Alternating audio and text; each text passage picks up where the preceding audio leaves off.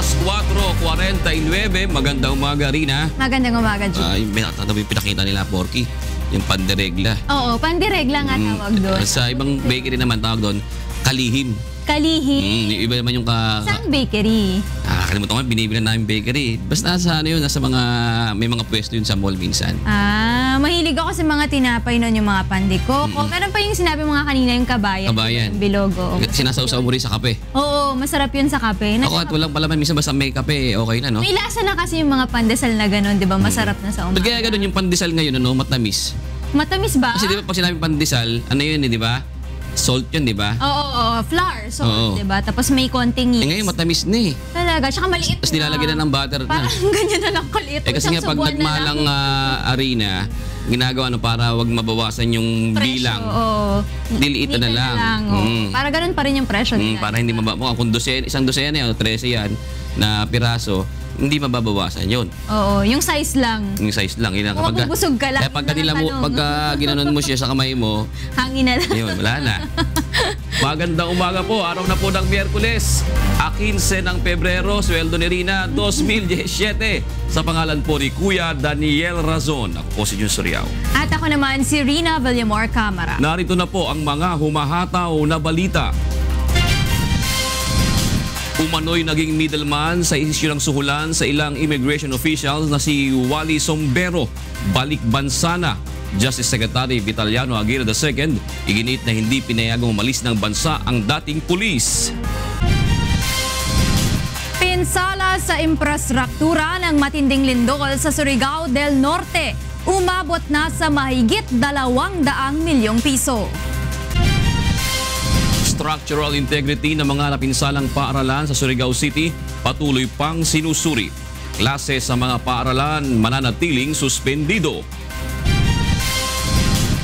Pagkansela ng DENR sa 75 mining agreements sa bansa tinutulan ng Chamber of Mines. Pagdedesisyon kaugnay sa issue dapat umanong may basbas ng Pangulo at ng buong gabinete. At exclusive, 3 pulis Pasig sa viral video na nagsilbi ng umano'y arrest warrant laban sa isang residente sa Cainta, Rizal, tinanggal na sa pwesto. Sa detalye po ng mga balita, iginiit ni Justice Secretary Vitaliano Aguirre na hindi niya pinayagang lumabas ng bansa si Wally Sombero, ang sinasabing middleman ng Chinese gaming tycoon na si Jack Lam. Narito ang hataw na balita ni Mirasol Abugadil. Matapos pagbanta ang isa-cite siya for contempt dahil sa ilang beses na hindi pagdalo sa investigasyon ng Senate Blue Ribbon Committee, bumalik na sa bansa si retired General Wally Sombero na sinasabing middleman ng Chinese gaming tycoon na si Jack Lam. Eksaktong alas 9 kahapon ng umaga, dumating sa Ninoy Aquino International Airport si Sombero galing sa Canada at sinabing ipinaalam niya kay Justice Secretary Vitaliano Aguirre II ang pag-alis niya sa bansa noong January 17. Ngunit giit ni Secretary Aguirre, hindi niya pinayagang umalis ng bansa si Sombero na sumulat pa sa kanya upang mabigyan ng allowed departure order. Wala akong ini-issue ng allowed departure. Kasi hindi ko pinapayagan eh. Hindi katulad ni. So, tapos sasabihin ng mga ibang dyaryo na pinayagan ko raw. Hindi ko maintindihan. Obligasyon na aniya ng immigration officer na pigilang makaalis ng bansa si Sombero dahil inisyuhan ito ng Immigration Lookout Bulletin Order. Wala siyang ado, kaya dapat pinigilan siya ng immigration officer. Ngayon, kung bakit hindi siya pinigilan ng immigration officer, hindi nakasalanan ng Secretary of Justice yan. Ngunit ayon kay Sombero, sapat nang ipinaalam niya kay Aguirre na aalis siya ng bansa dahil ILBO lamang ang naka-issue sa kanya. Bukas ay nakatakdang humarap sa pagdinig ng Senado si Sombero tungkol sa issue ng panunuhol ni Jack Lam sa mga dating Immigration Commissioner na sina Al Argusino at Michael Robles kapalit ng pagpapalaya sa mahigit 1,000 Chinese national na iligal na nagtatrabaho sa kaniyang Fontana Casino sa Clark, Pampanga. Inatasan naman ni Secretary Aguirre ang Bureau of Immigration at NBI na makipag-ugnayan sa Senate Blue Ribbon Committee para sa posibleng pagbibigay ng seguridad kay Sombero. Mirasol Abugadil, UNTV News and Rescue, Philippines. Kaugnay na balita, hindi pa hihintulutan ng Senate Blue Ribbon Committee na i-invoke ni retired Police Wally Sumbero ang kanyang right against self-incrimination sa pagdinig ng Senado bukas. Narito ang hataw na balita ni Joyce Balancio. Bagaman nakauwi na ng bansa ang itinuturong kanang kamay ni Jack Lam na si retired Police Senior Superintendent Wally Sumbero, hindi pa muna ito humarap sa Senado sa kabila ng banta sa kanya ng Senate Blue Ribbon Committee dahil sa hindi pagsipot sa mga nakaraang pagdinig. Ipinaliwanag ni Senator Richard Gordon na hindi na niya itinuloy ang pagpapasight in contempt kay Sumbero matapos malaman na dadalo na pala ito sa pagdinig sa Huwebes. To come over, hindi ko siya as if he is not arrested. He came home on his own accord. I'm happy about that. So he better prepare for the hearings because marami magtatanong sa kanya. Sinabi ni Sumbero kanina sa isang press conference sa Quezon City na maaring hindi niya sagutin ang mga tanong sa Senado at i-invoke na lang ang kanyang right against self-incrimination. Ngunit ayon kay Senator Gordon, maaring hindi ito umubra lalo na't marami nang inihayag si Sumbero sa publiko. Kabilang na ang pag-aabsuelto niya kay Justice Secretary Vitaliano Aguirre sa anumang pananagutan sa 50 million bribery scandal sa Bureau of Immigration. Pwede mong i-invoke yun at any time. Pero nagsalita ka na sa labas eh. Pwede kitang habulin doon sa sinabi mo. First of all, he already has an affidavit. I can question him on his affidavit. Hindi niya na pwede bawiin yun as affidavit na yan. Inamin naman ni Senator Manny Pacquiao na humihingi ng tulong at proteksyon sa kanya si Sumbero dahil sa mga natatanggap na banta sa buhay. Aniya, mahigit 9 na taon na niyang kaibigan si Sumbero na nakilala niya noon sa kasino. Nag-text siya sa akin na nagpapatulong siya na bumalik dito at na hindi siya gagalawin o walang mangyari sa kanya. Sabi ko, umuwi ka dito, wala namang gagalaw sa iyo. Para naman matiyak ang seguridad ni Sumbero, bibigyan siya ng assistance at escort mula sa Office of the Senate Sergeant at Arms. Umaasa naman ang mga senador na kapag nagharap na sa pagdinig sa Huwebes sina Wally Sumbero at sina dating Associate Commissioners Al Argusino at Michael Robles ay mabibigyan linaw na ang issue ng suhulan sa immigration. Joyce Balancio, UNTV News and Rescue, Senate of the Philippines. Inirekomenda ni House Speaker Pantaleon Alvarez sa House Committee on Good Government and Public Accountability na masampahan ng reklamo sa Office of the Ombudsman ang mga dating opisyal ng Philippine Amusement and Gaming Corporation o PAGCOR dahil sa questionableng kontrata na nagkakahalaga ng 234 million pesos. Narito ang hataw na balita ni Nel Maribohong. Kinwestiyon ni House Speaker Pantaleon Alvarez si dating Philippine Amusement and Gaming Corporation Chairman at CEO Cristino Nagyet Jr. sa pinasok na 234 million pesos lease contract sa Vanderwood Management Corporation para sa pagtatayo ng hotel casino sa Maynila. Ayon kay Speaker Alvarez, hindi niya maintindihan kung bakit kailangan mag-advance ng renta ang PAGCOR para sa isang hindi pa naitatayong pasilidad. Una na nagbigay ng notice of disallowance ang Commission on Audit sa PAGCOR dahil ibinibigay lang anila ang advance rental at security deposit kung handa na sa occupancy ang lugar. Wala pa yung structure, bayad na sila. Ganun ba yun? Ang kailangan po kasi ng PAGCOR, yung mga requirement nila, hindi naman pwedeng yung tapos na yung building, papasok sila. Mag-uumpisa lang po ang renta pag nakapasok na po kami. Nagbayad ka na nga eh. Yung pong binayad namin, it's within government rules. Taong 2015 nang pinasok ng PAGCOR ang kontrata sa Vanderwood para sa 6,500 square meter space upang gawing casino facility, ngunit kinalaunan ay natuklasan ng COA na hindi ito ang absolute owner ng property kundi isa lamang subleasee. Ang naturang lugar na bahagi ng Museo ng Maynila Complex ay pagmamay-ari ng Manila City Government at inuupahan naman ng Oceanville Hotel. Una nang nagsampa ng reklamong plunder at graft sa Department of Justice ang Volunteers Against Crime and Corruption sa mga dating opisyal ng PAGCOR kaugnay ng issue. Bunsod nito, nais ni Speaker Alvarez na magsampa ng hiwalay na reklamo sa Ombudsman. Baka pwedeng pag-aralan na rin natin that pwede tayo maging complainant doon sa Ombudsman. Dahil sa kasong ito, desidido si House Speaker na maisama ng tuluyan ng kasong plunder sa mga krimeng maaaring mapatawan ng parusang kamatayan. I will pursue that the offense of plunder be included in a death penalty. Samantala, target ng liderato ng Kamara na matapos na ang debate at magbotohan na sa March 8 sa plenaryo para sa pagpapasa ng Death Penalty Reimposition Bill. Nel Maribuhok, UNTV News and Rescue, House of Representatives. Iniimbestigahan ng Bureau of Customs sa mga ulat ng mga produktong pangunahing sanhi ng bilyong-bilyong revenue losses ng pamahalaan. Inihahanda na rin ng BOC ang kasong isasampa sa mga malalaking kumpanya na sangkot sa smuggling. Narito ang hatong na balita ni Aiko Miguel.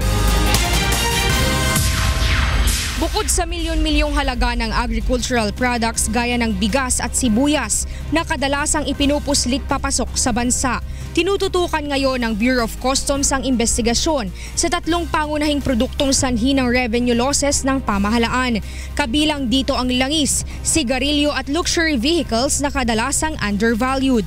Base sa statistical data in smuggling ng BOC, umaabot sa $3.85 billion o katumbas ng 165.5 billion pesos ang revenue losses taon-taon dahil sa smuggling ng mga naturang produkto. Halos 50 billion pesos naman o katumbas ng halos 10.68% sa 467.9 billion pesos ng annual revenue target na itinakda ng Development Budget Coordination Committee ang hindi naaabot taon-taon dahil sa smuggling activities. Kapag hindi po nagdeklara ng tamang value, we will also be getting maling duties and taxes, and that's what we are investigating right now. Kadalasang misdeclaration, misclassification at undervaluation ng mga produkto ang ginagawa ng mga smuggler upang makatakas sa pagbabayad ng tamang halaga ng duties at taxes. Nakikipagtulungan na ang BOC sa iba pang ahensya sa bansa upang masugpo na ang smuggling lalo na sa mga produktong petrolyo. Yung pong oil or fuel smuggling ay isa po siguro sa weakness natin dito, napakalawak nating coastal areas. At though ang effort talaga natin dito, not only the Bureau of Customs but I think all law enforcement agencies to include our maritime law enforcement unit, nagtutulong-tulong na po talaga rito para mabantayan yung ating borders. Ayon pa sa pamunuan ng BOC, sa halaga ng mga hindi nakokolektang buwis mula sa imported products, madami umano ang mga ahensya at mga proyekto ng pamahalaan na hindi na nabibigyan ng sapat na pondo. May listahang hawak ang Bureau of Customs kaugnay ng mga malalaking kumpanyang sangkot sa umano'y smuggling ng mga produkto. Handa ang BOC na magsampa ng kaso laban sa mga ito kapag napatunayang nakipagsabwatan sa mga importer at broker sa pagpuslit ng mga iligal na produkto papasok sa bansa. Aiko Miguel, UNTV News and Rescue, Bureau of Customs. Sa iba pang balita, kinatigan ng Supreme Court ang paglilitis sa kasong plunder ni dating Senador Ramon Bong Revilla Jr. kaugnay ng pork barrel scam. Hindi pinagbigyan ng SC ang motion for reconsideration ni Revilla at ng mga kapwa akusado nito na ibaliwala ang kasong isinampa laban sa kanila. Una nang dinismiss ng SC ang apela ni Revilla noong Disyembre at pinagtibay ang resolusyon ng Ombudsman na nagsasabing may sapat na basihan upang makasuhan ng plunder ang dating senador. Kaugnay nito ay inatasan ng Korte Suprema ang Sandigan Bayan na ituloy ang paglilitis sa kaso. Nais ng asawa ni G. Ik Ju na ang Philippine National Police na lang ang mag-imbestiga sa kaso ng pagdukot at pagpatay sa Korean businessman. Nagbigay naman ng update ang PNP sa Korean Police sa itinatakbo ng kanilang pagsisiyasat sa naturang krimen. Narito ang hatong na balita ni Grace Casin. Nakipagpulong si Philippine National Police Chief Police Director General Ronald De La Rosa sa mga kinatawa ng Korean National Police Agency.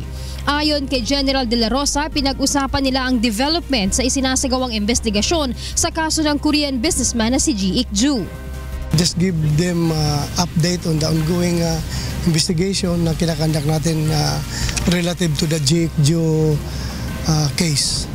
Samantala, kinumpirma ni De La Rosa na nabasa na niya ang sulat na ipinadala ng asawa ni Ju na si Choi Kyung-jin para kay Pangulong Rodrigo Duterte, kung saan hinihiling nito na ang PNP na lang ang mag-imbestiga sa kaso ng pagdukot at pagpatay sa kanyang mister. Ngunit kung siya niya ang tatanungin, mas maganda kung may ibang ahensya silang kasama sa investigasyon. Ayaw ko nga sana dahil ma-misinterpret tayo noon. Baka sabihin na inumpluwensyahan natin sila, but that was out of their own volition na request nila. But una nang ipinag-utos ni De La Rosa sa PNP Internal Affairs Service o IAS na tapusin na ang kaso sa lalong madaling panahon. Ayon naman kay PNP IAS Deputy Inspector General Police Director Leo Literio, sumasailalim na sa free charge investigation sina SPO3 Ricky Santa Isabel at Superintendent Rafael Dumlao na pawang mga sospek sa pagpatay sa Korean businessman. Anya, kung may probable cause upang magkaroon ng summary hearing sa kaso ng dalawang pulis, ay aabisuhan nila ang mga ito. They will be informed that a formal complaint will be has been lodged against them, and that the nature of this complaint is a grave misconduct because there's a violation of the revised penal code. Grace Casin, UNTV News and Rescue, Camp Crame.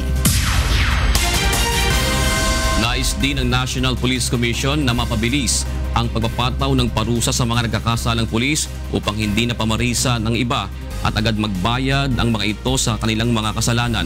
Narito ang hatol na balita ni Marge Pelayo. Hihilingin ng National Police Commission kay Pangulong Rodrigo Duterte na bigyan ng kapangyarihan si PNP Chief Ronald De La Rosa upang agad suspindihin ang nagkakasalang pulis.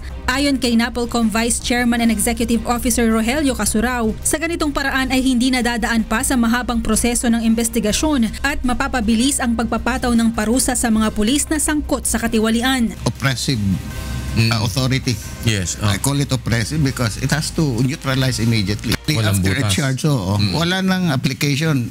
Immediately, kung ano ang pananaw ng isang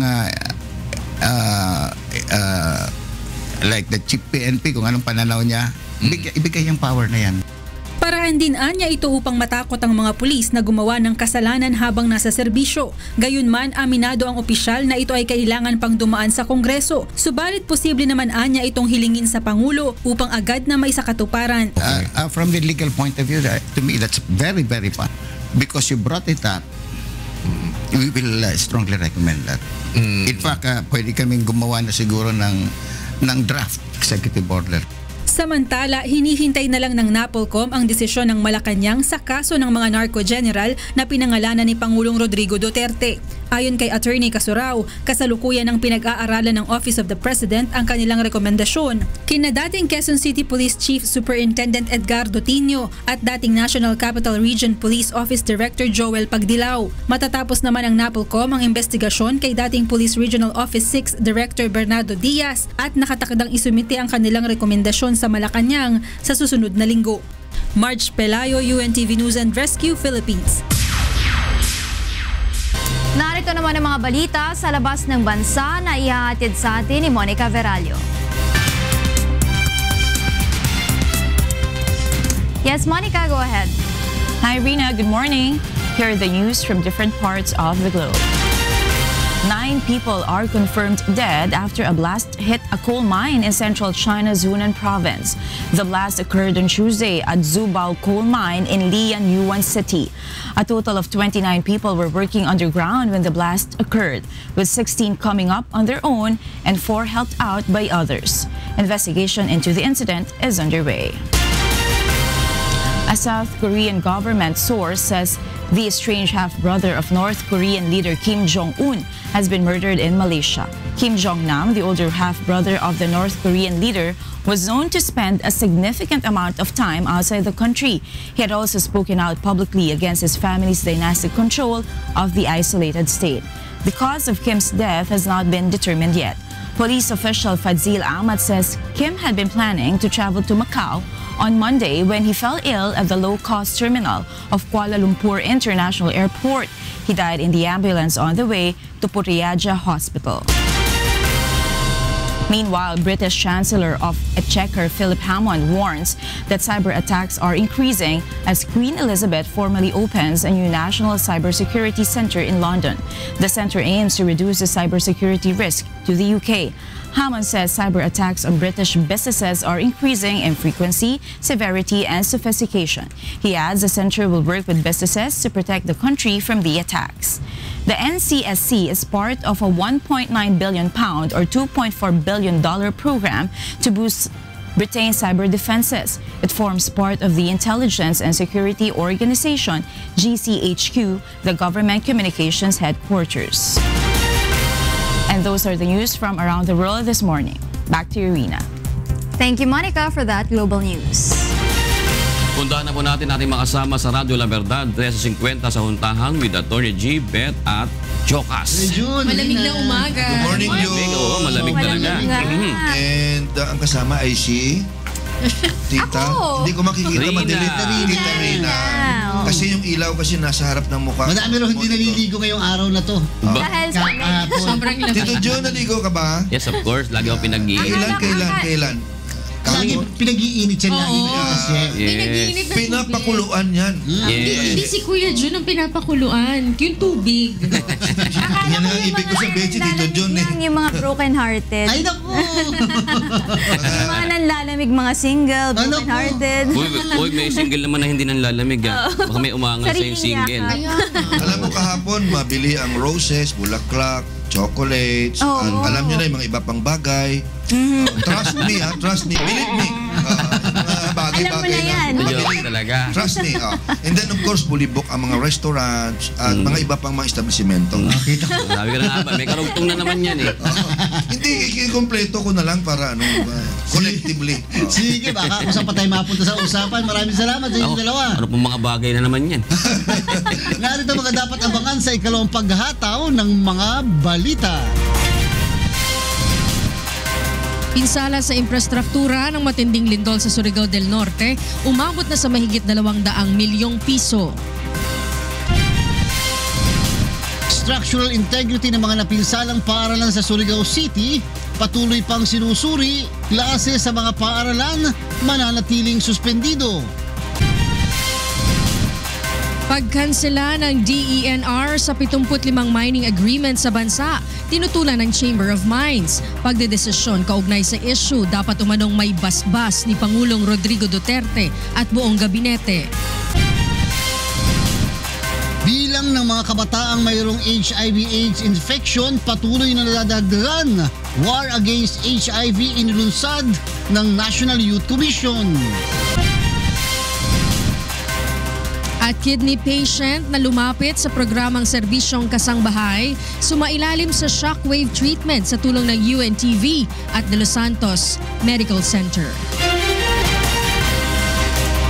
Mutla sa mahigit 200 milyong piso ang halaga ng pinsalang iniwan sa infrastruktura ng malakas na lindol na yumanig sa Surigao del Norte. Puspusa na rin ang ginagawang pagkukumpuni ng Department of Public Works and Highways sa mga nasirang tulay at kalsada sa mga lalawigan. Narito ang hataw na balita ni Jeneline Gakit. Patuloy ang pagsasaayos ng Department of Public Works and Highways sa mga nasirang infrastruktura kagaya ng mga nagkabitak-bitak na kalsada at mga nasirang tulay. Sa inisyal na assessment ng DPWH 1st District sa national at local highway ng 11 munisipalidad na hawak nito, umaabot sa mahigit 200 milyong piso ang pinsala sa infra ng nagdaang 6.7 magnitude earthquake sa Surigao del Norte. Actually, meron na kaming nakaprogram for 2017, kaya lang hinahold muna natin dahil para malaman natin kung ano talaga yung magandang ilagay doon na struktura.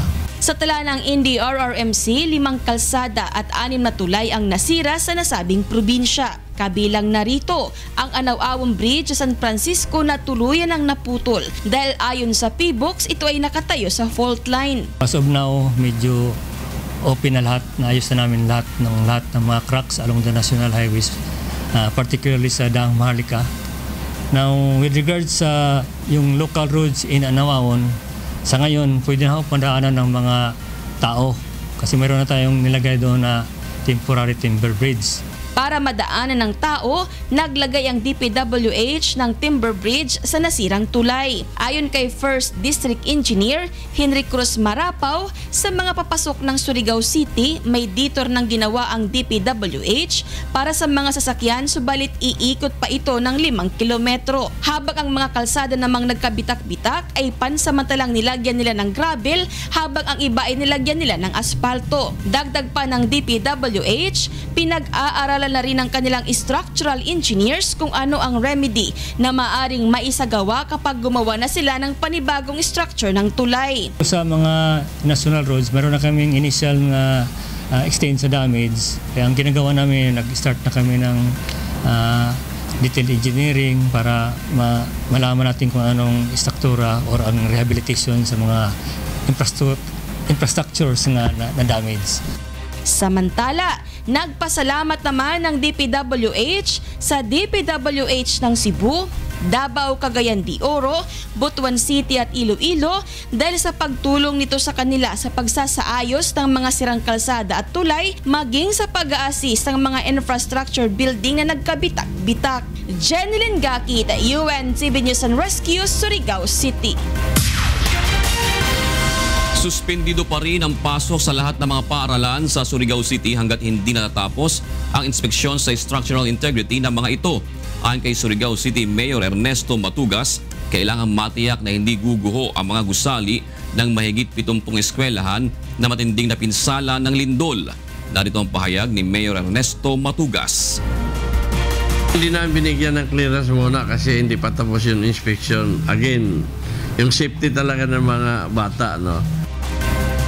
Aminado ang alkalde na maaaring matagalan ang inspeksyon dahil dalawa lang ang engineer na nag-aaproba sa clearance. Nagdulot ng kalituhan ang magkaibang pahayag ng mga tagapagsalita ni Pangulong Rodrigo Duterte kaugnay ng pangako nito na 2 bilyong pisong ayuda para sa mga taga Surigao del Norte. Narito ang hataw na balita ni Rosalie Cos. Napoy buhi ang kwarta gamay. So sustina ang ginako katong ng wadan og panginabuhi. Mong release ko gamay. Mga 2 billion tama na siguro. Di na niyo na mahurot, no? Nahala palitin na lang ni silang subdivision o hausan lahat tanan. Sa kanyang pagbisita sa mga biktima ng lindol sa Surigao City noong linggo, nangako si Pangulong Rodrigo Duterte ng 2 bilyong pisong ayuda. Ngunit nagdulot ng kalituhan ang magkaibang pahayag ni na Presidential Spokesperson Ernesto Abella at Presidential Communications Secretary Martin Andanar kung saan gagamitin ang tulong na sinabi ng Pangulo. Lunes ng umaga nang ipahayag ni Secretary Andanar sa isang radio interview na ang 2 bilyong pisong binanggit ng Pangulo ay para sa mga maaapektuhan ng posibleng pagpapasara ng mga non-compliant mining firms sa Surigao City.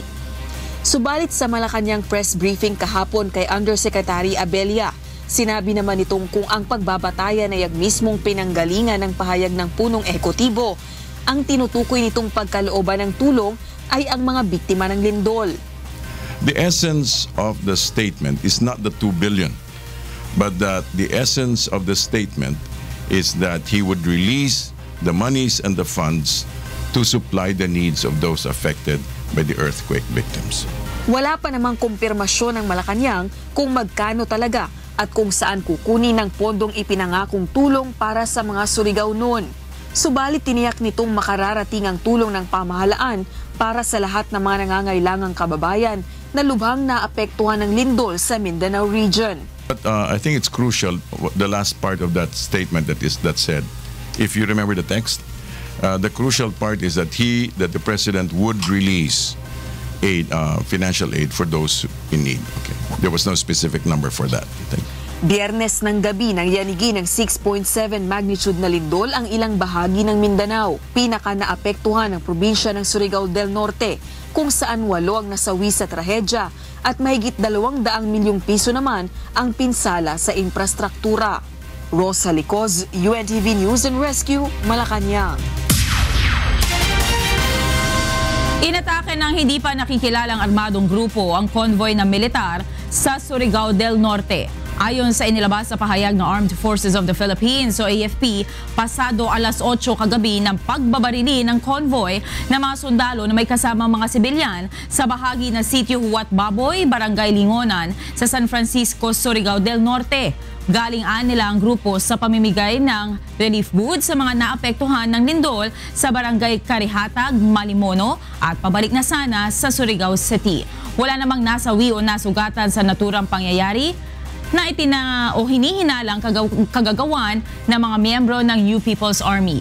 Ayon sa AFP, patuloy pa rin ang kanilang ginagawang relief operations sa kanila o sa kabila ng pangyayari.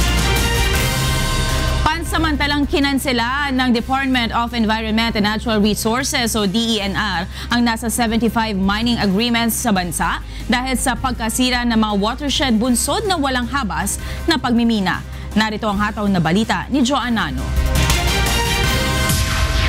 Pinagpapaliwanag ng Department of Environment and Natural Resources ang iba't ibang mining companies sa bansa matapos na pansamantalang kanselahin ng ahensya ang nasa 75 Mineral Production Sharing Agreement na mga kumpanyang nag-ooperate malapit sa watershed. Nagdesisyon ng DENR na kanselahin ang mga nasabing kasunduan dahil sa posibleng epekto nito sa watershed bunsod ng walang habas na pagmimina. That was given before my time, no? Nung nakita ko, my goodness gracious, nasa watershed yan. Madadamay ang tubig ng tao, ang agrikultura, ang buhay ng tao. Kabilang sa mga sinuspinde ng DENR ang nasa 27 mining agreement sa Luzon, 11 sa Visayas at 37 sa Mindanao Region. Kabilang naman sa mga naisyuhan na ng show cause order ang Mark Ventures, Benguet Corporation, Nickel Asia at iba pang mining firms. 7 araw ang ibinibigay na palugit ng DENR para magbigay ng paliwanag ang mga nasabing mining company. Tiniyak naman ng ahensya na wala itong magiging epekto sa kabuhayan ng mga nagtatrabaho sa minahan dahil non-operational naman ang mga ito sa ngayon. Samantala, dumipensa naman si Secretary Lopez sa issue na maraming foreign investors na ang nangangambang mamuhunan sa bansa dahil sa sunod-sunod na pagpapasara ng malalaking mining companies.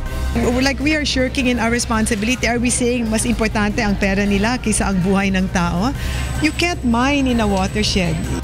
But it's in a watershed and umuulan taon-taon sa Pilipinas, baka may earthquake. Sinong madadamay dyan? Hindi yung mining company, yung tao na doon nakatira. Giit ng kalihim, ginagawa lamang niya ang kanyang tungkulin na pangalagaan ang likas na yaman ng bansa at kapakanan ng mga taong higit na maapektuhan kapag tuluyan itong nasira. Joanne Nano, UNTV News and Rescue, Quezon City.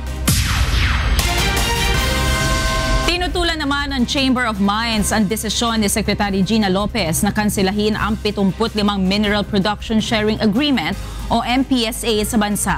Ang MPSA ay isang kasunduan kung saan binibigyan ng pamahalaan ng eksklusibong karapatan ng kumpanya na magmina sa pamamagitan ng sarili nitong resources pero may porsyento ang pamahalaan sa kikitain sa proyekto. Ayon sa inilabas sa statement ng grupo, ang hakbang na ito ng kalihim ay nakaapekto sa kanilang karapatan sa due process at labag sa mabuting pamamahala.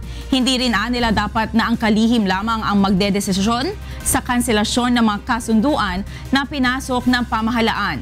Bagkus ay dapat nila na may basbas si Pangulong Rodrigo Duterte at iba pang miyembro ng gabinete dahil sa malaking epekto nito sa bansa. Pinag-iba ng pamahalaan ang paghikayat sa mga television station na lumipat na sa digital broadcast upang magamit na rin ang mga features nito gaya ng agarang pagbibigay ng babala kapag may kalamidad. Narito ang hataw na balita ni Ray Pelayo.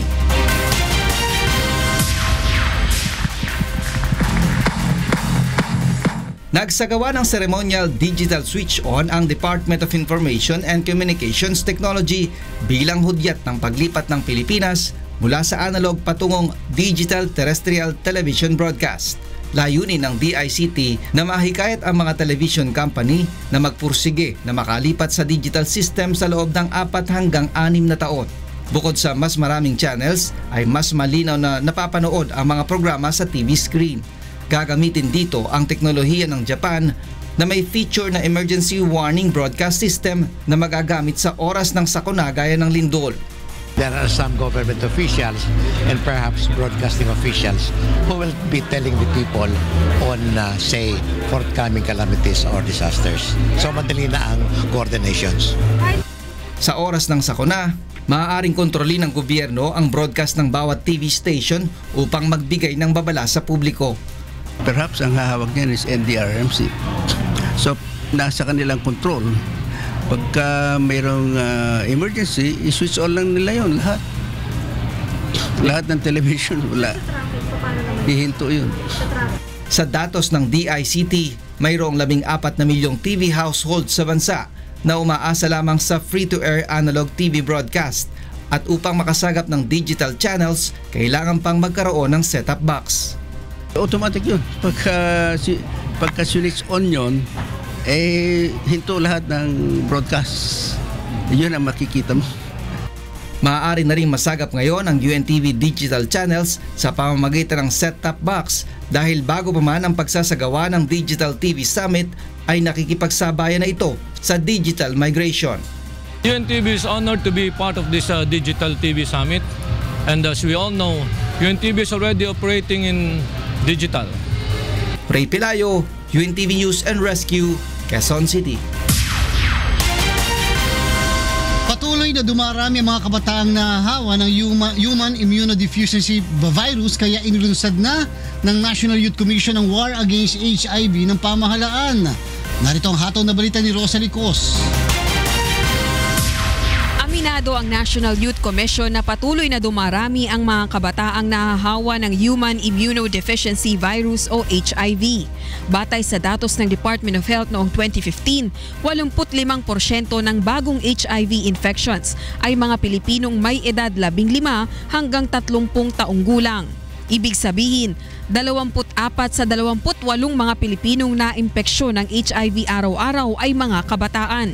Isa rin sa nakikitang dahilan ng komisyon ay ang kakulangan sa sapat na impormasyon ng mga kabataan hinggil sa sakit at kawalan din ng marapat na paggabay ng kanilang mga magulang. So I think it's really the basic unit, the family that we have to address. Kasi kahit naman po ano ang nakikita ng mga kabataan sa labas, kung masasabi natin na ang values nila ay intact, maghihintay at maghihintay yan. At mag-iingat at mag-iingat yan. Kaalinsabay nito, inilunsad na ng NYC ang kanilang War Against HIV at ang Usap Tayo Caravan. Usap Tayo seeks to address the lack of communication between parents and children about actually the most important things. About taboo things, about sex, drugs, HIV, LGBT, mental health. Muling ipinaalala ng NYC na libre ang HIV testing at treatment sa mga community health centers. Isinusulong din ng NYC ang pag-amyenda sa Philippine AIDS Prevention and Control Act of 1998 na magbibigay ng pahintulot sa mga menor de edad, partikular na ang may gulang 15 hanggang 17 taong gulang na sumailalim sa HIV testing and treatment nang walang parental consent. Rosalie Cos, UNTV News and Rescue, Malacanang. Iimbestigahan ng Bureau of Customs ang mga insidente ng umano'y promotion scam sa mga kawani ng kagawaran. Narito ang hataw na balita ni Leslie Longbowen. Nakatanggap ng ilang sumbong ang pamunuan ng Bureau of Customs sa kanilang mga tauhan na mayroon umanong mga nagpapakilalang mula sa Office of the Commissioner o OCOM at nang hihingi ng kaukulang halaga ng pera kapalit ng promotion. Kasunod ito ng pangakong promotion ni BOC Commissioner Nicanor Faeldon sa mga karapat-dapat na kawani ng kagawaran. Babala ni BOC spokesperson Neil Anthony Estrella, wala silang ibinababang ganitong direktiba at sinabing ito'y isa lamang scam.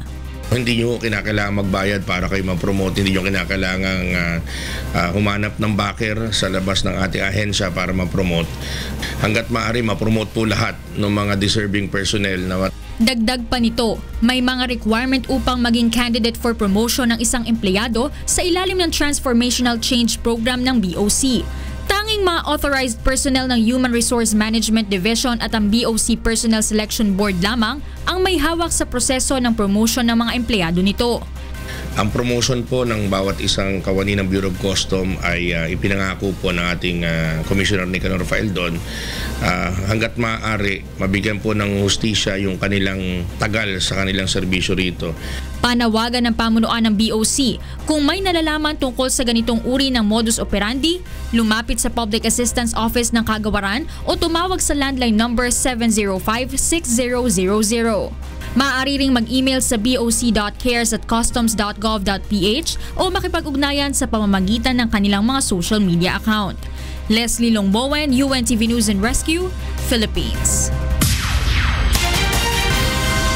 Dahil sa patuloy na pagbagsak ng temperatura sa Baguio City, kaya nagpaalala ang Department of Health sa publiko ukol sa mga sakit na nakukuha ngayong taglamig. Narito ang hataw na balita ni Mirasol Abogadil. Muling bumaba ang temperatura sa Baguio City. Naitala ang 8 degrees Celsius kahapon ng alas 6 ng umaga, pinakamalamig ngayong taon. Ayon sa Philippine Atmospheric, Geophysical and Astronomical Services Administration o PAGASA, ang pagbaba ng temperatura sa rehiyon ay sanhi ng climate change. Sa Mount Santo Tomas, Benguet naman ay bumagsak ang temperatura sa 6 degrees Celsius. Bunsod ng patuloy na paglamig ng klima, pinayuhan ng Department of Health ang publiko na mag-ingat sa mga sakit na maaaring makuha sa ganitong panahon, gaya ng ubo, sipon at trangkaso. Kaya naman ilan sa mga residente at turista sa Baguio ang sinamantala ang pag-eehersisyo sa Burnham Park upang makaiwas sa sakit. Oo, nagay kami, kita mo sa lamig namin, kita mo yung katawan namin basa. Di ba? So, ibig sabihin nilalabanan na namin siya sa pamagitan ng Zumba aerobic. Marami na itutulong ang Zumba aerobic ng Taibo, marami sa katawan ng tao. Ayon sa DOH, kailangang mapanatiling malakas ang immune system sa pamamagitan ng pagkakaroon ng healthy lifestyle.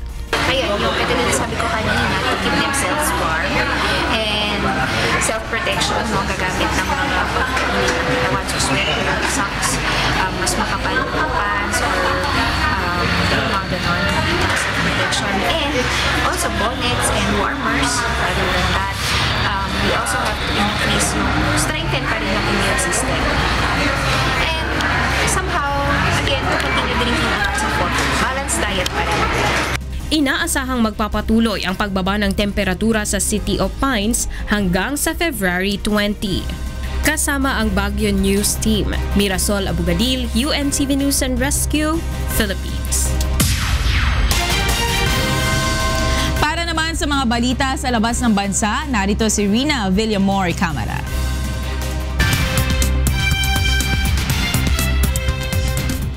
Yes, Rina. Thank you, Monica. Here are the latest news from different parts of the world. Venezuelan Vice President Tarek El Aissami calls his blacklisting by the United States on drug charges an imperialist aggression. The U.S. Department of Treasury has sanctioned El Aissami and Samark Lopez, whom it identified as his associate, on accusations of masterminding an international network shipping drugs to Mexico and the U.S. Lopez says the listings appear politically motivated. This is the first move of Donald Trump's administration against a socialist government. Meanwhile, storms packing heavy rain, slashing winds and tornadoes hit the Houston metropolitan area, ripping roofs off homes and leaving tens of thousands of people without power. 2 tornadoes were reported to have touched down in Fort Bend County, causing damage to the structures. Houston's Hobby Airport issued a temporary ground stop due to the storm, while the Houston Independent School District advised its more than 215,000 students and school staff to shelter in place while the storm passed. In other news, China's state broadcaster CCTV has released a surveillance video from a pet shop showing a Siberian Husky escaping from its cage and setting other 2 dogs free in eastern Jiangsu province. In the video, the dog opened the cage door with its tongue and teeth, then tried to get out of the pet shop by pushing the door with its paws and tearing the door frame.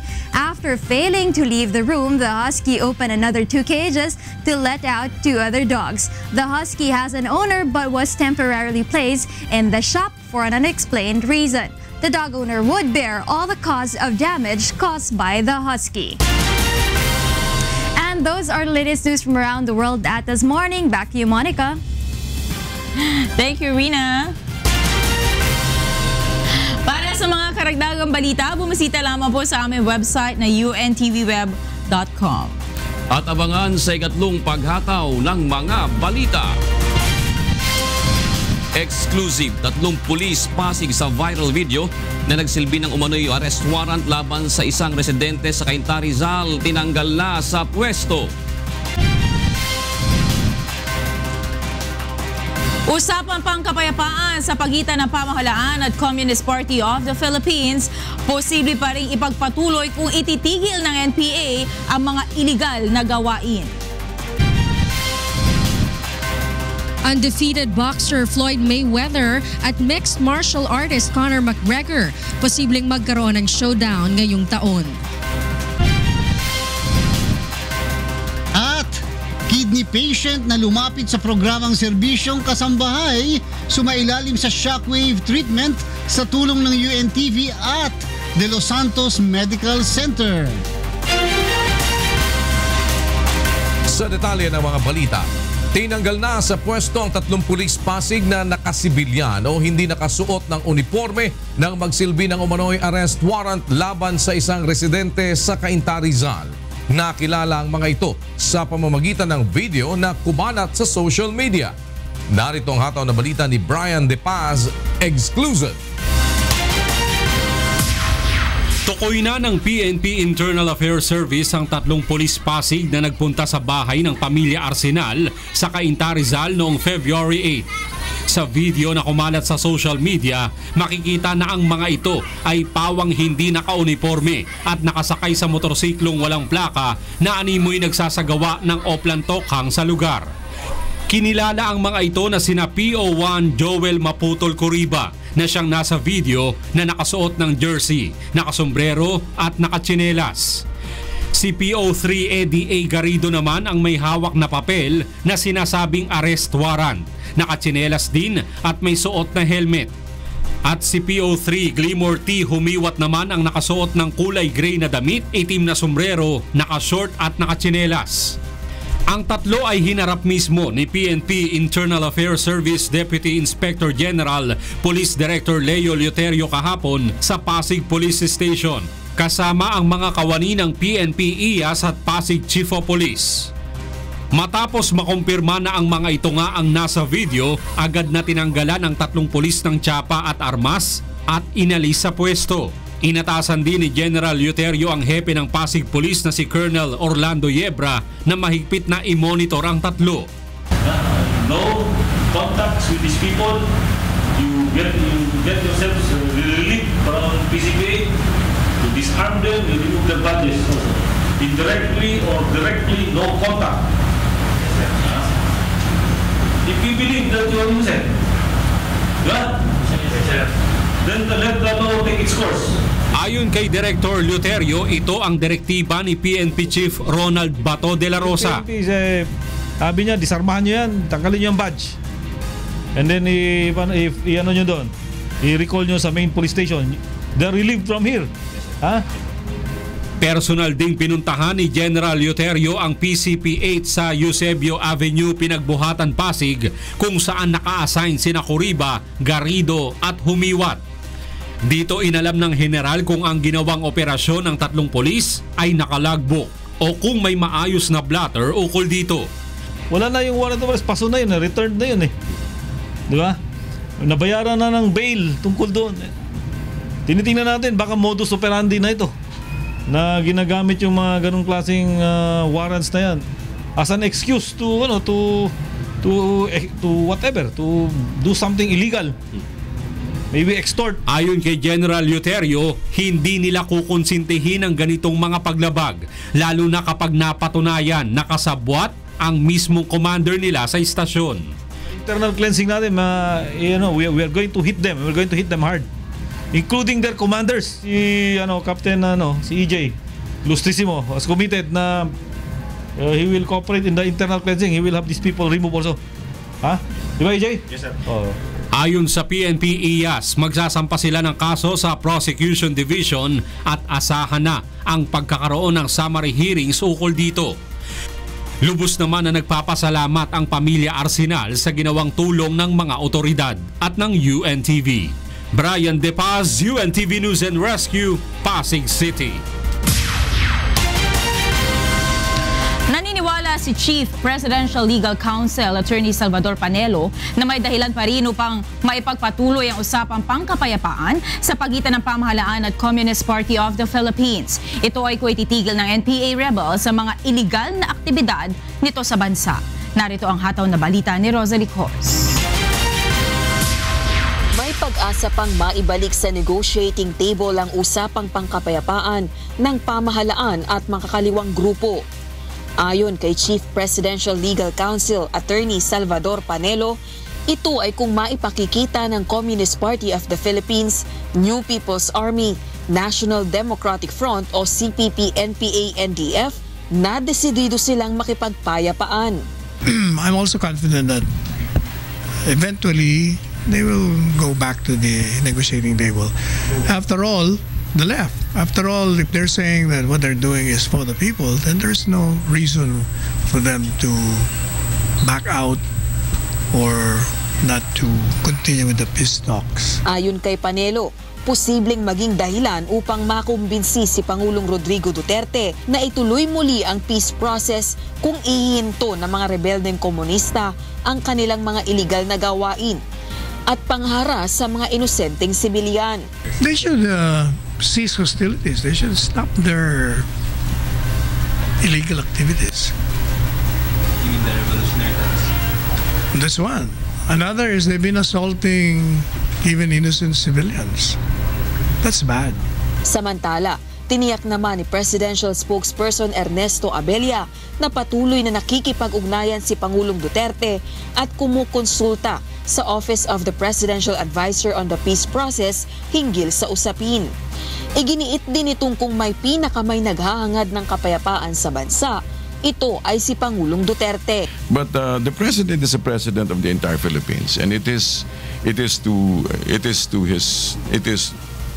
part of his agenda to ensure that there will be final and lasting peace in the nation.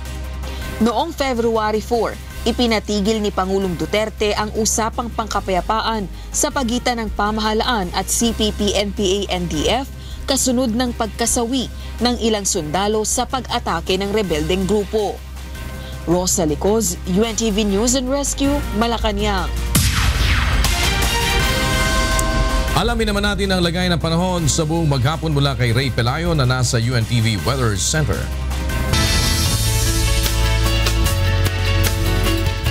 Ray, malamig today. Kumusta? Kahapon, kuya, naka 8 degrees tayo sa Baguio. Pero kaninang alas 5 po ng umaga, 7.4 degrees. Uy, mas malamig. Lumalamig, kuya. Mas malapit na maabot, kuya, yung pinakamababang temperature sa Baguio na nai-record, yung 6.3 noong 1961, kuya. 1961 pa yun, ha? 6.3. Baka sakali nga yan. Medyo, ano ba ang trend? Papalamig pa ba? O lalamig pa ba? Sa tingin mo, papalamig pa? Ang sinasabi po ng Pag-asa, maaaring yung week na to and possible na yung mga first day next week ay ito yung pinaka-peak ng amihan natin, kuya. Kasi pag binuksan mo ngayon ng gripo, malamig ang tubig. Malamig ang tubig. Iba na kaysa dati. Dati medyo iba-iba pa. Maligam-gam pa ng konti. Ngayon, malamig na. Pag yung tubig, kuya, galing sa ilalim ng lupa, medyo mainit-init. Pagka doon sa probinsya kasi, pag poso, binubomba, yun ang ano. Oo, pero hindi. Dito galing dito sa atin, sa gripo natin. Malamig. Malamig talaga. Malamig talaga ngayon. So, wala namang bagyo. Wala, kuya, pero yung concentration ng amihan po natin, nakikita sa Windy TV at sinasabi ng Pag-asa, ito yung malaking bulto ng amihan o yung hangin ng amihan, halos buong bansa, kuya, apektado pa rin nitong northeast monsoon. At kung makikita dito yung area na to, ito yung cold front. Sa mga susunod na araw, kuya, maaaring ito'y tumaas, yung pinakasugpungan nitong hanging easterlies at yung amihan, at maaaring ito'y magdulot ng mga pag-ulan dito sa ilang lugar ng Visayas and Mindanao, kuya. Kumusta sa Tagaytay? Malamig ba? Tagaytay, kuya, nag-16 to 17 din tayo dyan, yung temperature natin dyan. Pag umaga? Pag umaga po. Paghapon, maabot po ng mga 25, mga ganun po. Pero pag umaga, 16, malamig na rin yun. Malamig yun, kuya. 16, no? Kasi para ka nang naka-aircon mo. Na malamig na malamig. Oo. Ngayon dito, wala bang ulan dito sa metro? Kung titingnan sa Doppler radar po ng Pag-asa at satellite imagery, kuya, medyo mas bawas po ang pagulan dito sa may area ng Luzon. Pero meron pong light rains na in-expect tayo. Kasama na rin po ang ilang part ng Northern Luzon. Ang concentration ng mga pagulan, kuya, dito po sa may area ng Caraga at Davao Region. Kasama na po ang Northern Mindanao. Dahil nga po yan sa mga pag-ulap nakita natin dito sa area na to. And then yung Eastern Visayas, makakaranas din po tayo dyan ng light rains. Kasama na rin po itong Panay at Negros Island, kuya. Alright. Maraming salamat, Ray Pelayo. Balik mo nga. Balik mo nga. Sabi niya kasi, ginagano niya ako. Sabi sa akin ng floor director Tama na po. Magpasalamat na kayo. May lakad ka? Ina-apro na si kuya. Hindi, may lakad yata.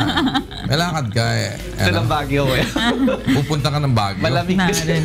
Pero kuya, kahapon may sinabi si Ray na nag 2 degrees. Tama ba? Yun sa may Mount Pulag, yung medyo mataas nga yung area na yun. Saka sa Atok, Benguet, talagang dyan, yung temperature ay nagda-drop talaga dyan. So, wala nang ganun ngayon o mas meron pang Meron pa rin, kuya, doon sa mga area na yan. Zero? Freezing point. Possible, kuya. Possible doon sa area na yun.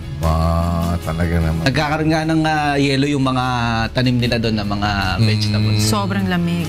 Saan punta mo, Edita? Saan punta mo? May ano ba? May lakad ka raw. Baguio o Tagaytay? Baguio. Masarap magano doon, kuya. GMK. Sige, mag-GMK kayo doon. Oo, narinig yan, Oo naman. Bakit naman hindi? Mag-GMK nga. Gandang morning. Friendly Nicky at ako Si Friendly Nicky. Nandun na sila, nasa Baguio na sila. Hapon. Sino, kuya? Nanay ko, nandun sa Baguio. Hello, Mami Beth. Nandun na sila sa Baguio. Malamig pala ngayon sa Baguio. Kumusta naman ang kalye? Maayos ngayon. Hindi naman matraffic. Kasi dyan ngayon parang ang traffic na parang ka nang nasa Maynila Oo. nga, kuya. Medyo matraffic na rin doon sa city proper, kuya. Di ba pa this week? Ito yung parang pinaka-highlight nung nila, activities nila this week. Yata, kasi sinabihan ako, dadalhin daw yata doon yung yung wish bus Wow. Biyahe daw yata doon yung wish bus. Most likely. Alam ko nga parang nasa 3rd week yung panabenga na pinaka parang highlight. Sige, alamin muna daw ni Monica yung traffic doon sa Baguio.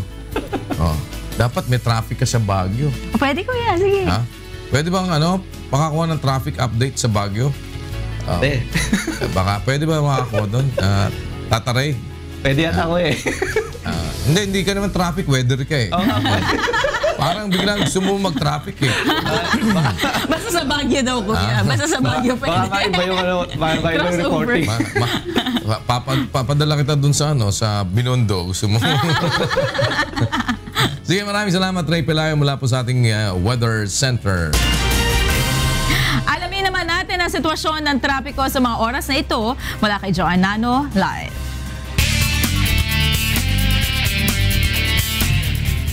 John, magandang umaga.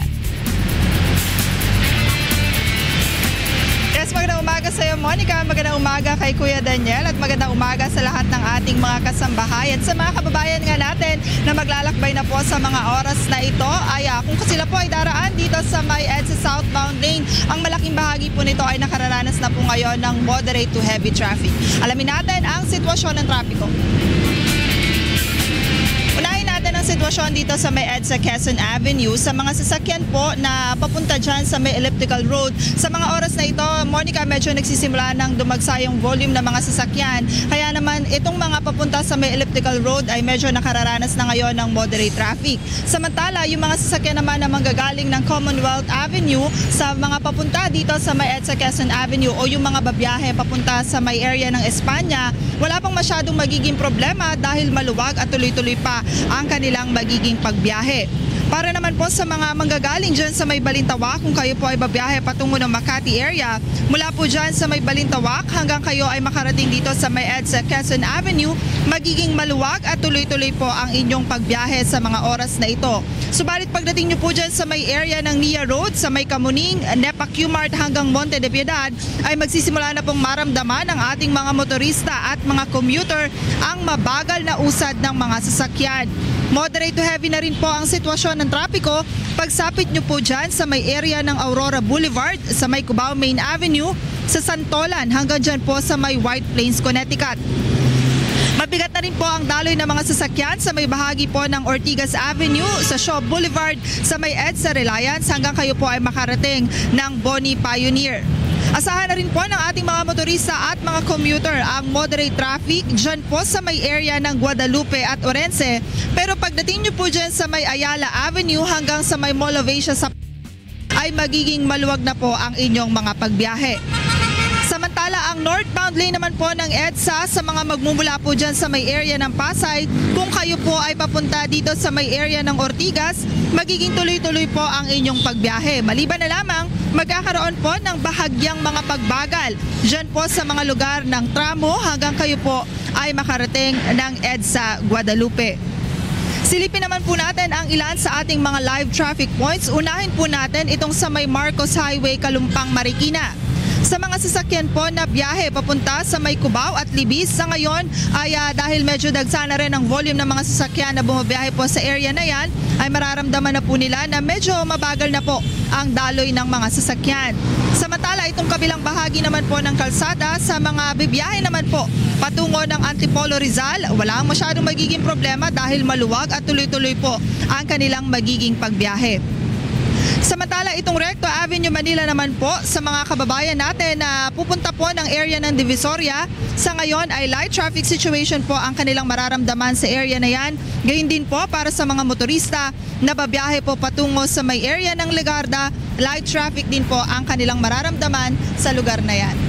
Monica, muli nga natin ipinapaalala sa lahat ng ating mga motorista na dahil ngayon ay araw ng Miyerkules, bawal po munang bumiyahe sa mga lansangan ang mga sasakyang may plakang nagtatapos sa 5 at 6 simula ngayong alas 7 ng umaga at tatagal po yan hanggang mamayang alas 8 ng gabi. At yan muna ating traffic update. Balik sa inyo dyan sa studio, Monica. Maraming salamat, Joanna Nano, live na nag-uulat mula sa EDSA Quezon Avenue. Dapat talagang walang traffic sa Baguio. Sa Baguio? O kasi baka ma-traffic ako eh. Pupunta ka rin, kuya, sa Baguio? Hindi. Pero I'm sure, kasi kuya, nito mga past few weeks, recently nanggaling doon yung family ko, sabi nila, hindi pa to yung peak ng Panabenga, ha? Sobrang traffic ng araw. So, feeling ko mas dumoble pa ngayon. O, baka may tao tayo dyan sa Baguio, ha? Ano nyo lang. Iba't ibang balita naman po sa iba't ibang panig ng bansa. Mula sa Davao City, atid sa atin ni Victor Cosare ang mga balitang from day.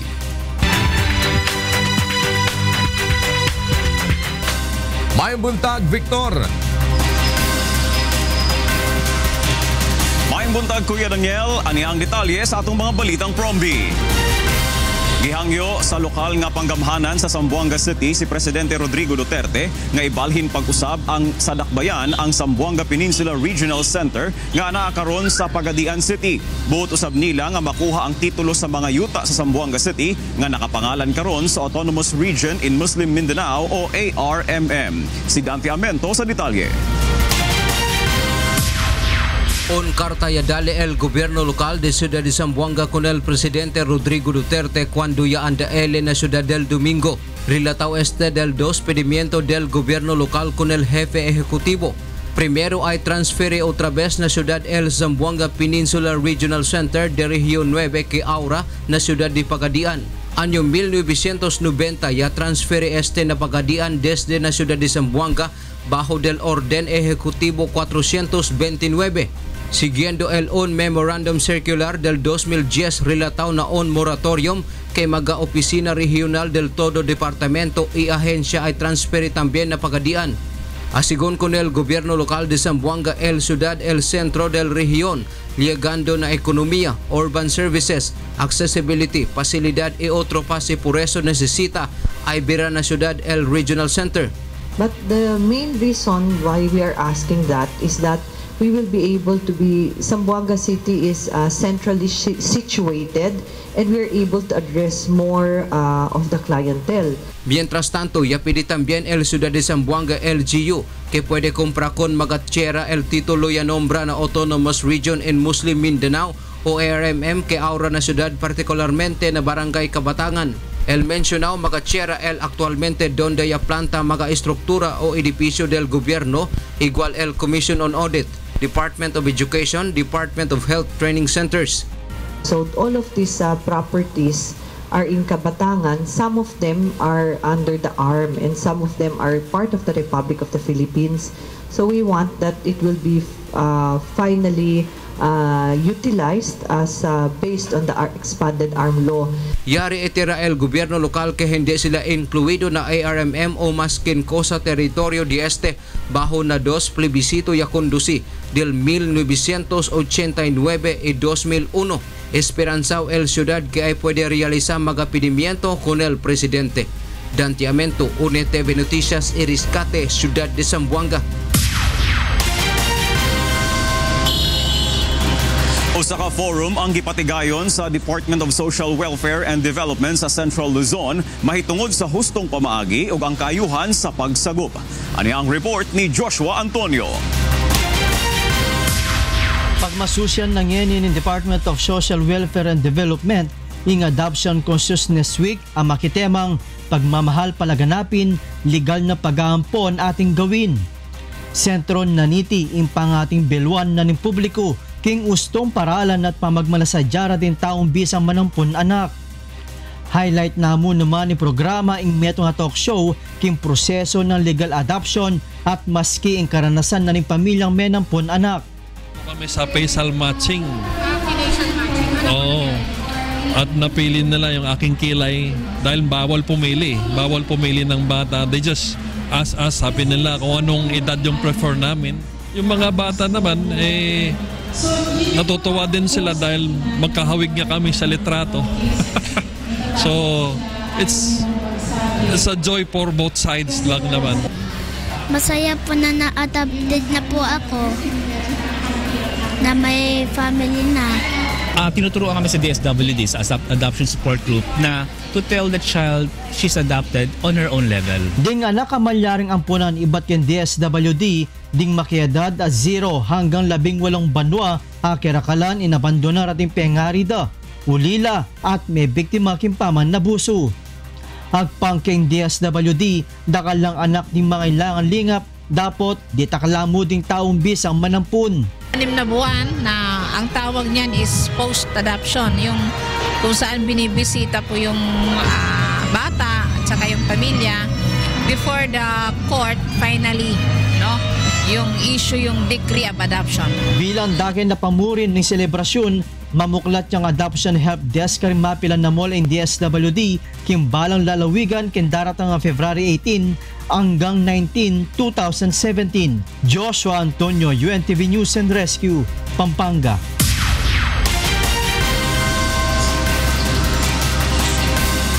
Sa laing balita o sa sanahimong atraksyon sa pagsaulog sa ika-22 nga Foundation Day sa probinsya sa Apayao ang mga nag-unang produkto ni ini.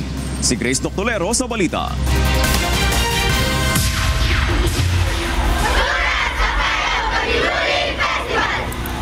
Naikan tiragsak ken rangrang dagitay dadakkel nga floats ken drum and lyre participants tay parada ken street dancing presentation dayti selebrasyon iti Apayao Foundation Day. Imuna nga pimbarada dagitay dadakkel nga agila floats nga inobra ti buno ti nyog nga nangruna nga produkto ti ili ti kalanasan. Dakkel met nga ulo ti baboy ramo kay disenyo tay float ti Santa Marcela nga inobrada iti bao ti nyog. Taymet agila tinobrada agaputi o kisti mais nga makita ijay undag ti float. Dakkel met nga basket nga napno tinateng kan prutas iti nangruna nga produkto iti ili ti luna nga obramet tinalalang ratan. Actually, yung una-una yung cultural heritage nila talagang very rich and sa trade fair pa lang na nakita nyo dito sa aking likod ay napakayaman kasi nandun yung mga delicacies nila, native delicacies as well as mga other product. Kaya itong konsepto po namin dito kasi Flora, meaning po niyan ay flowers po. 1,000 of flowers po ang flora. Agidantay selebrasyon kentay panaglukat da iti agri-ecotourism booth iti kada ili. Bahay kubo kahit munti. Makaagaw ti atensyon tay bahay kubo tay ili ti kabugaw tay inobrada tay parte ti balay dagiti produktuda nga otong parya, karabasa ken okra. Grace Doctolero, UNTV, Damdamag ken Panangalaw, Apayao Province. O kana ang kinatibuk-an sa atong mga balitang promdi karong buntag. Gikan riya sa Davao City, balik diya sa kauluhan, Kuya Daniel. Dagang salamat Victor Cosare, nagulat ng live mula sa Davao City. Sa mga balita naman sa labas ng bansa, kasama natin si Angela Lagunsad. Angel. Morning, Angel. Thank you, Kuya. And foreign news abroad. Millions of Chinese citizens who are on an official credit blacklist have been banned from air and train travel since 2013. The country's Supreme Court has started to build a database and release the information of people who have been punished for lack of credit since the said year. So far, a total of 6.73 million people are in the database. 6.15 million people have been banned from air travel, and 2.22 million have been banned from taking China's high-speed trains. The credit rating system has also been collecting data from government officials. Some of them have been dismissed or demoted due to bad credit. Data obtained from Sao Paulo State Security Secretariat reveals a spike in robberies involving Uber drivers since July, when the company started accepting cash.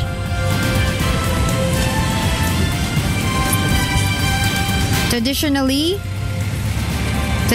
Uber has charged rides to credit cards registered by Ubers or by users. It changed that policy across Brazil last year. Records show robberies involving Uber drivers in the city rose tenfold, and at least 4 Uber drivers have been killed in Sao Paulo since September. Drivers and police say the cash policy has provided easy targets for criminals, allowing them to open accounts under fake names without credit cards to verify and lure drivers into ambushes. Uber says it is now taking steps to make cash rides safer. In other news, farmers from across Greece have flooded Athens to protest against government reforms they say will decimate the sector. They are protesting against increased taxation and social security contributions and reduced pensions amidst high production costs. The farmers have brought some of their produce along to the protests. They parked a truck piled with cabbages outside Greece's parliament, handing them out for free to Athenians passing by. Government spokesman Dimitri Chanakopoulos says Greece believes a crucial bailout review conclusion is very likely on February 20 if all sides shows a constructive stance. And those are the news abroad. Back to you, Kuya. Thank you, Angel.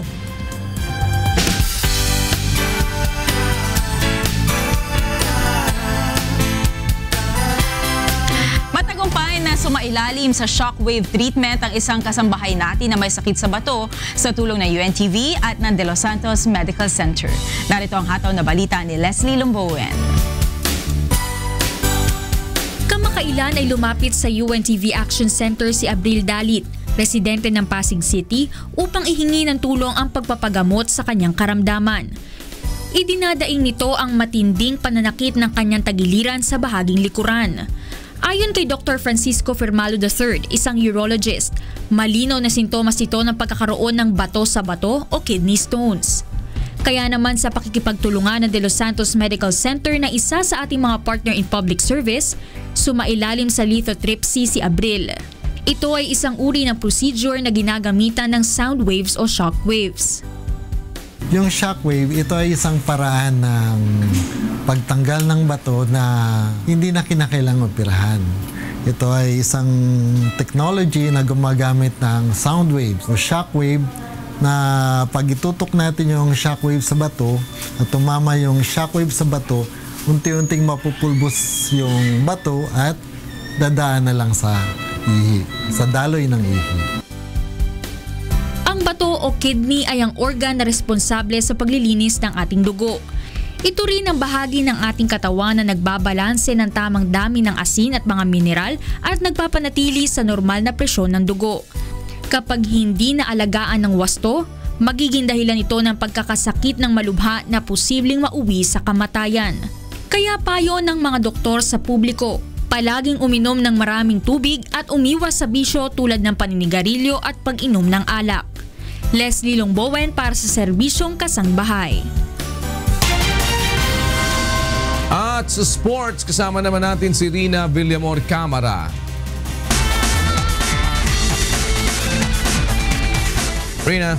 Yes, Kuya, good morning. Balita muna tayo dito sa audit report ng NSAs. Kaya naman National Sports Association o NSAs binigyan ng Philippine Sports Commission ng hanggang March 16 upang isumite ang acceptable liquidation reports sa financial assistance na natanggap nito mula sa Government Sports Agency. Ayon kay PSC Chairman William Butch Ramirez, ang alinmang NSA na hindi makakapagsumite sa itinakdang deadline ay hindi nabibigyan ng financial support ng ahensya. Nasa 57 NSAs na tumanggap ng pondo mula sa PSC ang bigong makapagbigay ng kanilang liquidation report. Ayon sa internal audit report, kabuang 98 million pesos na financial assistance sa NSAs ang kinikailangan pang maliquidate. Sa iba pang sports update, undefeated boxer Floyd Mayweather at UFC megastar Conor McGregor posibleng magkaroon ng showdown ngayong taon. Ayon sa ESPN.com, sinabi ni Mayweather na malapit na silang magkaroon ng kasunduan kaugnay sa boxing match laban sa Irish professional mixed martial artist. Ayon sa agent ni McGregor, nakakuha ng UFC fighter ng professional boxing license. Nito lamang Enero, inihayag ni McGregor ang kanyang pagnanais na makalaban ang sikat na boksingero. Ang 39-year-old na si Mayweather ay wala pang talo na may 49-0 record bilang professional boxer, habang 28 anyos na si McGregor naman ay may 21-3 record sa octagon at ang kasalukuyang UFC lightweight champion. At para naman sa ating UNTV Cup update, Kuya, nakubakbakan na this coming Sunday dahil ang ating game sa Pasig City Sports Center, do or die game na ito para sa mga 4 na kupunan na ito. Para sa ating first game, andyan nga ang kupunan ng Judiciary Magus kontra sa PNP Responders, at second game naman natin ang BOC Transformers kontra naman sa Malacanang Camo. At aalamin ko rin, Kuya, kung nag-iensayo nga itong PNP Responders, kasi nung nakita ko sa mga Facebook accounts ng mga PNP Responders, mukhang nagbabakasyon sila. I-share ko lang si Olan Umiping kasi ngayon ay nasa Japan siya ngayon, Kuya. So tatanungin natin siya kung paano nga ba siya nag-ensayo in preparation for Sunday's game. Mukhang nagbabakasyon ata itong mga players na ito. So kailangan nilang paghandaan yan for Sunday's game. Yan ang Kuya, mabigat na pangyayari sa kanila. Oo. Diba? Kapag halimbawa nangumpiyansa sila, syempre ang judiciary maghahanda na din yan dahil nakita mo nasilat sila nung ano. Diba? Una. Nasilat sila. Photo to ni Olan Umiping kasama yung kanyang family na nasa Japan. Kasi lahat sila, Kuya, friend ko sa Facebook. Tapos pina-follow ko na rin sila para, di ba, makikichika na rin ako sa mga buhay nila. Ayos. Kailangan natin yun. Nangingialam na. Hindi naman. Nakikibalita lang, Kuya. Iba yun. Makibalita. Makibalita tayo sa... Pero pagka hindi nanalo ang BOC, Naku, masaklap yun sa kanila. Oo, kasi twice to beat advantage sana sila eh. All the way on top. Palagay ko, lalong hindi na mag-guest si Commissioner Faildo. Baka grieving pa siya ngayon, Kuya, sa nangyari. Oo, nakakadalawang reschedule na sa akin. Tuwing ma-schedule sa akin, natatalo. Biglang, per-schedule na lang ako. Next time na naman. Ayaw yung makakantsawan. Sabi, kakantsawan ako nun. Kakantsawan ako nun. Pero pag nanalo kami, siguro. Ganado yun, Kuya. Oo, punta yan. Baka magpa-imbita pa yan. Guess mo ko. Ang pinakamaraming fans nung Sunday na dumating sa Pasig City Sports Center. Ang BOC po. BOC. Yes, Transformers. Iba, nakwento ko nga sa inyo, may mascot pa sila. Tapos ilan sa mga officers nila ang pinapunta din ni Commissioner Nick Faildo. Oh, because that's already a chance for them to, di ba, parang be in the finals. Kaya lang, they blew it. They blew it. Ngayon, ganun din yung nangyari sa judiciary. Yes. Parang naset yung trend eh. Nag-trending yung ano eh. Pinabayaan pa. Ayan, at puntahan mo yung ating isang venue pagka naikabit na ni Joseph Miranda at saka ni Bong Etorma yung elevator. Ano sa elevator? Hindi, kasi bago ka makarating doon sa sa basketball court daig mo pa yung nag-basketball ng 2 game Sa sobrang taas. Oo, wala pa hindi pa nila nakakabit yung elevator Pero pagka nakakabit yung elevator. Pang ilang floor ba, kuya? Top floor? Nasa penthouse Oh, wow! Diba? Pero ganda ng view. At least pagka nakita mo, medyo nasan ba yung papakita ko sa yung magandang warm up ng yan. Picture baka sakaling saan ba napunta? Magandang warm up yan ng mga players, no? So ito, kuya, pwede nang magamit itong basketball court na ito. Wala lang elevator. Wala nga elevator And di ko lang maintindihan. Napakatagal bumukas talaga ng bakit ganito talaga ang internet. Hindi. Titignan ko dito sa Nasaan ba yung papakita ko sana sa yung Yung court ba na yan, kuya, ay pang basketball lamang or pwedeng pagdausan ng mga volleyball games, badminton? Gusto mo picnic? Pwede rin. Pwede rin. Why not? Tingnan mo. Oh, wow! Wow! Yun. Bisitahin na natin, kuya. Ikaw na lang. Wow! Sige. Ano nakalagay doon? Nandun sa name niya, sa flooring? La Verdad. La Verdad. Kasi nasa top yan ng La Verdad. Ang ganda! Para makita mo. One time, pupuntahan ko yan. Sama kita. Kaya lang nakalagay sa gilid, play at your own risk. Yung pala yun. Hindi. Pero sasama kita para makita mo yung makita mo yung lugar.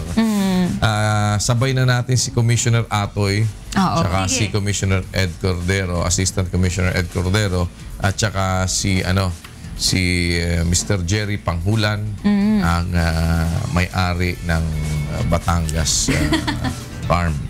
Yan, para maipakita sa'yo. Kaya lang ihanda mo, mag-training shoes ka. Handa mo Game on! Kumusta ang workout nyo, Nico? Okay naman si Kong, kuya. Nakakasabay naman siya. Nakasabay naman siya. Hindi siya nag-give up hanggang dun sa planking natin. Except yung may race leg ng kasama. Medyo parang 7 minutes na to. Wala tayong pahinit. Panoorin mo yung buong video. Pero 7 minutes, papanoorin ko yan. Sabi niya, tinakasan mo ako. Sabi ko, tama na isang matanda dyan. Kinaya naman ni Kong At maraming salamat, Rina. Abangan namin din ang game sa Sunday. Yes. Magkita-kita po tayo, God willing, on Sunday. That's the Do or Do sa Pasig City Sports Complex, di ba? Rina, no? Yes. Ang oras ng game natin ay 3:00 p.m. 3 ng hapon. The first game. First game will be, baligtad pala ngayon, ano? Opo. Yung second game last Sunday, yun yung ating first game. So, Judiciary contra Judiciary versus PNP. Good luck sa lahat ng mga teams and Transformers naman sa second game at ang Kamao. Malacanang Kamao. 5 p.m. Very exciting game talaga.